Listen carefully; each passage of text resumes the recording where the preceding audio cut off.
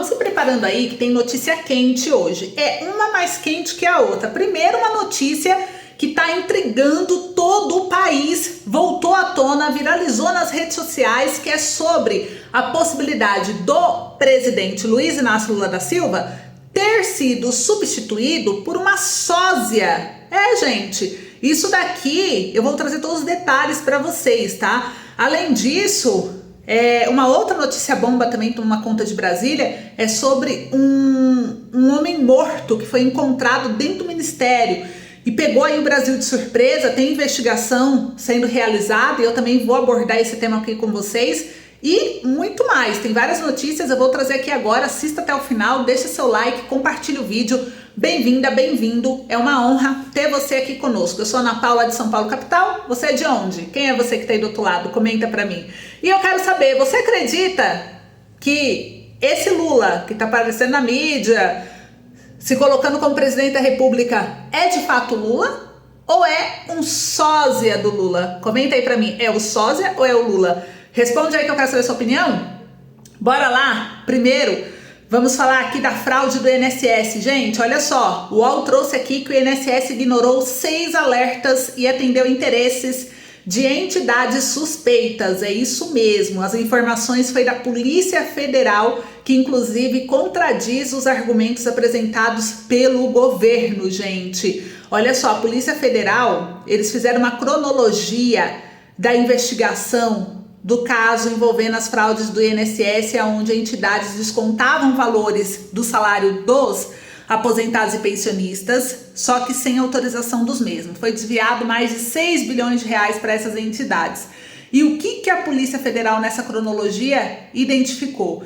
Que além dos desbloqueios excepcionais feitos no ano passado, a Polícia Federal e a CGU também apontam que foram assinados 7 novos acordos com entidades em 2024, tudo isso feito quando já havia auditorias e alertas da CGU, do TCU e da própria auditoria interna do INSS, e que já havia medida provisória bloqueando os descontos, obrigando o INSS a bloquear todos os descontos de acordos de cooperação técnica com entidades sindicais e essas associações aí, né?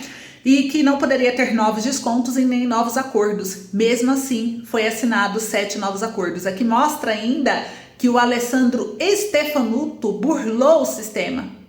Ou seja, ali o presidente do INSS autorizou que a regra transitória começasse a valer em setembro apenas para 3 entidades. Que regra transitória? Uma regra que colocava que só poderia ter desconto com a validação da biometria do beneficiário. E aí, o que o Alessandro Stefanuto fez, segundo a polícia, tá, gente? Isso aqui tá tudo na UOL, na matéria completa. Eu tô resumindo para vocês. Trouxe que o Alessandro Stefanuto colocou uma série de obstáculos na empresa que desenvolve a tecnologia de assinatura eletrônica avançada de biometria facial com validação em bases biométricas públicas. E que aí ele foi colocando obstáculo e isso foi fazendo com que os beneficiários continuassem em risco, gente.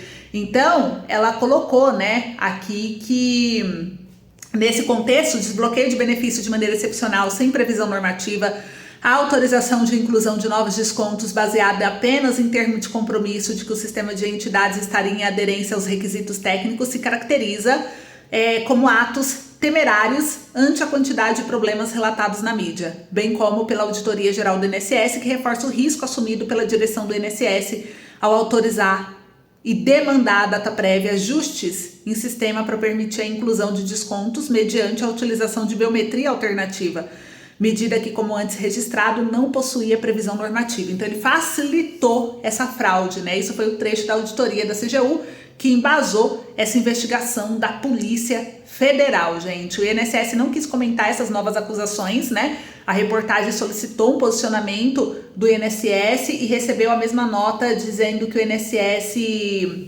não comenta casos em andamento. Então, para vocês verem, né? Se fosse Bolsonaro, provavelmente ele já estaria preso só por essa matéria ter saído mostrando que o INSS ignorou todos os avisos sobre essa fraude. Mas, como é o Lula não se manifesta, tá ali como se fosse uma árvore e nada acontece. A gente não vê o Poder Judiciário convocando o governo, nem aliados do governo para se justificar, para se posicionar, dando prazo. Então, parece que a justiça, ela tem um lado, né? E olha só, uma outra informação, já que a gente tá falando da justiça, o Bolsonaro indicou o Tarcísio e mais 14 testemunhas no processo no STF. O ex-ministro Pazuello e o general Gomes Freire estão na lista. Então, o Bolsonaro tá aí, né? Tentando montar ali uma defesa. Ele incluiu aí o governador Tarcísio de Freitas, que é governador do estado de São Paulo, mais 14 testemunhas de defesa na ação penal do STF sobre a trama golpista.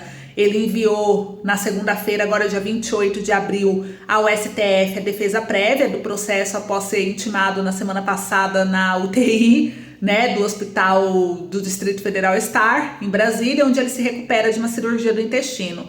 E além do governador paulista, o Bolsonaro também colocou aí o ex-ministro da Saúde e atual deputado federal Eduardo Pazuello, senadores Rogério Marinho, Ciro Nogueira, Milton Mourão. O ex-presidente também indicou o general do Exército Gomes Freire, o brigadeiro Batista Júnior e o ex-diretor de tecnologia do TSE, Giuseppe Janino, responsável pelas urnas eletrônicas.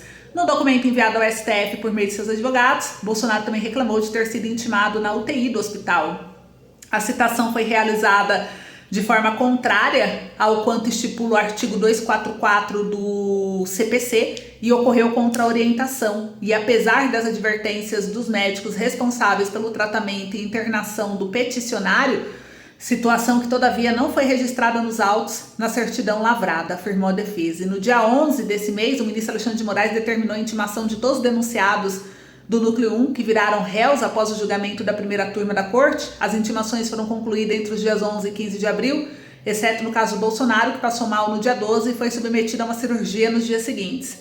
Diante do estado de saúde do ex-presidente, a STF esperava uma data adequada para intimá-la, contudo, Bolsonaro realizou uma live na terça-feira do dia 22, direto da UTI, e o Supremo determinou que um oficial de justiça fosse ao hospital no dia seguinte. Então, em março desse ano, a acusação diz que em março desse ano, Bolsonaro e mais 7 denunciados pela trama golpista viraram réus do STF, passaram a responder uma ação penal pelos crimes de organização criminosa armada, tentativa de abolição violenta do Estado Democrático de Direito, golpe de Estado, dano qualificado pela violência, grave ameaça e deterioração de patrimônio tombado. Conforme a acusação da Procuradoria-Geral da República, Bolsonaro tinha conhecimento do plano intitulado Punhal Verde e Amarelo, que continha o planejamento e execução de ações para assassinar o presidente Lula, o vice Geraldo Alckmin e o ministro do STF, Alexandre de Moraes. A Procuradoria também garante que o ex-presidente sabia da minuta do decreto com o qual pretendia executar um golpe de Estado no país. O documento ficou conhecido durante a investigação como minuta do golpe. Então tá aí, né? Vamos ver o desenrolar disso tudo. E aqui, gente, olha só, mais uma informação. Mistério em Brasília. Segurança do Ministério da Saúde é encontrado morto dentro do prédio. Polícia investiga possível suicídio após vigilante ser encontrado sem vida dentro do prédio com arma ao lado do corpo na manhã do domingo do dia 27. Então aqui mostra que uma tragédia foi registrada dentro do Ministério da Saúde em Brasília. O homem foi encontrado morto por volta das 6 da manhã. Segundo as primeiras informações, a vítima fazia parte da equipe de segurança do prédio. O corpo foi descoberto por um vigilante que chegou para o turno de manhã. Ao perceber que não obteve resposta do colega que estava na sala de segurança, ele foi até a porta, que estava aberta, e ao entrar se deparou com a vítima já sem vida. Uma arma de fogo foi encontrada ao lado do corpo e, diante da situação, a Polícia Militar do Distrito Federal, o Corpo de Bombeiro, a Polícia Civil do Distrito foram todos chamados ao local. O caso foi registrado na 5ª Delegacia de Polícia, na área central da cidade, e tanto o corpo quanto a arma serão submetidos à perícia. E de acordo com a suspeita inicial, o homem teria atentado contra a própria vida. Então a gente vai acompanhar, mas mais um mistério aí, que situação triste, né, gente? Quanta tragédia, quanta coisa estranha tá acontecendo. A gente percebe assim uma desordem, né? Esse caso de segurança encontrado morto dentro do Ministério da Saúde em Brasília acendeu aí um alerta sobre essa crescente sensação de insegurança, de desordem do país e que permeia as instituições públicas brasileiras. Comenta aí o que vocês acham, embora a situação da morte ainda esteja sob investigação, o episódio destaca a vulnerabilidade até mesmo dos espaços governamentais que deveriam ser símbolos de ordem e proteção, não é mesmo? E agora vamos para o caso mais bombástico do boletim de hoje, que é sobre os rumores sobre suposta morte de Lula e a teoria do sósia que voltaram a circular e viralizar nas redes sociais. Gente, então olha só, saiu aqui no jornal BNews que a teoria de que o presidente Luiz Inácio Lula da Silva poderia ser um sósia e que o verdadeiro teria falecido em 2022 após um procedimento médico voltou às redes sociais. As informações são do Bassi Notícias. Uma imagem da pele do presidente chamou a atenção durante o velório do Papa Francisco e voltou a alimentar a desinformação de que ele estaria usando uma máscara. Essas especulações levantam preocupações sobre a desinformação nas redes sociais e os seus impactos na percepção pública. Em novembro de 2023, essa desinformação ganhou força, teve início quando Lula se recuperava de uma cirurgia no quadril. Na época, rumores circularam de que reabilitação exigiria um tempo de recuperação do presidente, que seria de 1 ano e meio. No entanto, especialistas como o ortopedista Luciano Miller, do Hospital Albert Einstein, esclareceram que o processo de recuperação é, na verdade, de cerca de 3 meses, né? Então, eles começaram a debater e trazer várias teorias, e um ponto de reflexão que eu trago dentro desse boletim sobre esse assunto aí para vocês, né, gente? Essa teoria de sósia do Lula não é nova. Há tempo ela existe, ela ressurgiu com força após a eleição de 2022. Quando o Lula venceu o Bolsonaro na eleição, a narrativa ganhou uma atração muito grande. E aí veio os casos, os eventos de saúde do Lula, né, como a cirurgia do quadril em novembro de 2023, depois teve ano passado a queda dele no banheiro, né, que rachou lá a cabeça, fez cirurgia, e durante o período de recuperação, especulações sobre sua ausência em eventos públicos foram utilizados para alimentar a teoria de que ele havia sido substituído. Fazendo uma análise, porque não tem como afirmar que isso é verdade ou que isso é mentira, porque eu, particularmente, Ana Paula, não estive lado a lado, frente a frente com o Lula, então não tem como eu analisar isso falando, olha gente, eu estava do lado dele, ele é ele mesmo, ou não, né? Não tem como eu afirmar isso. O que eu consigo fazer para vocês é trazer com base no meu conhecimento, do que eu trago de fatos, do que eu analiso, e ver, porque tem muita coisa que o Estado pode esconder da gente também, são muitos mistérios, né, que acontecem, então a gente não tem como afirmar nada, mas a gente consegue trazer com base em fatos, né? A gente percebeu o quê? Todos os vídeos que mostraram, vídeos, imagens, foram provadas que foram manipulados, tá? E um caso mesmo aqui de exemplo que eu posso citar para vocês foi o vídeo que teve o áudio e a imagem do Lula alterada para sugerir que sua voz havia mudado, insinuando a presença de uma sósia. Os especialistas forenses identificaram que o vídeo foi editado, foi comprovado que foi editado para mudar a frequência da voz de Lula, tornando-o mais aguda. E as imagens também foram espelhadas para fortalecer a falsa narrativa. Depois, diversas agências de verificação de fatos, como a Reuters, Aos Fatos, Folha de São Paulo, entre outras, começaram a investigar de forma independente e desmentiram as denúncias relacionadas à teoria de sósia de Lula, tá? Por exemplo, a alegação de que o presidente da Venezuela, Nicolás Maduro, teria afirmado que o Lula realmente morreu e foi substituído por um sósia, foi caracterizado já como falso. Por quê? Porque não houve nenhum registro público do Maduro fazendo essa tal declaração. Além disso, a teoria de que Lula teria sido substituído por um sósia com 10 dedos, né? Mais uma matéria que saiu, que muita gente comentou, falar, ó lá, na foto ele tá com 10 dedos, só que ele só tem 9. Também foi desmentida. O que trouxeram? Trouxeram que as imagens usadas, foi comprovado dentro da análise das imagens, né? Para sustentar essa alegação, mostraram a mão direita do Lula que possui os 5 dedos, enquanto ele perdeu o dedo mínimo da mão esquerda no acidente de trabalho no ano de 1964. Então as fotos foram tiradas diante de um espelho, o que causou essa confusão. Então, a gente precisa analisar o quê? Informações, contextos. É fundamental a gente basear qualquer notícia em evidência concreta e verificáveis, né? Então a teoria de sósia de Lula, para mim, ainda carece de provas substanciais, gente. Para mim, na verdade, sabe o que é isso? Falando aqui realmente o meu pensamento, e talvez você não concorde ou concorde, né? Eu acho que isso se apoia pelo que a gente viu aqui nos contextos, e manipulação de imagens, vídeos, declarações não verificadas. A persistência dessa narrativa parece estar mais relacionada ao ambiente polarizado político que a gente vive hoje e a disseminação de desinformação nas redes sociais do que fatos reais. É importante que nós estejamos todos atentos a fontes de informações que consumimos e procuremos verificar a veracidade sempre das informações antes de compartilhar, porque a propagação de teorias conspiratórias sem fundamento pode minar a confiança das instituições democráticas e desviar o foco de debates políticos relevantes e baseados em fatos. A gente sabe assim que o ser humano ele é naturalmente inclinado, né, gente, a buscar explicação para o que não entende, especialmente em tempos de certeza política, social, econômica, né? E quando a realidade é dura, complexa ou frustrante, a teoria da conspiração ela oferece o quê? Um conforto perigoso. Ela simplifica o caos, né? E em vez de aceitar que um político que não agrada foi eleito por uma parcela do povo, ou que decisões arruinadas são muitas vezes fruto da incompetência e não de um plano maligno, ultra secreto, é mais satisfatório culpar uma grande conspiração invisível e onipotente.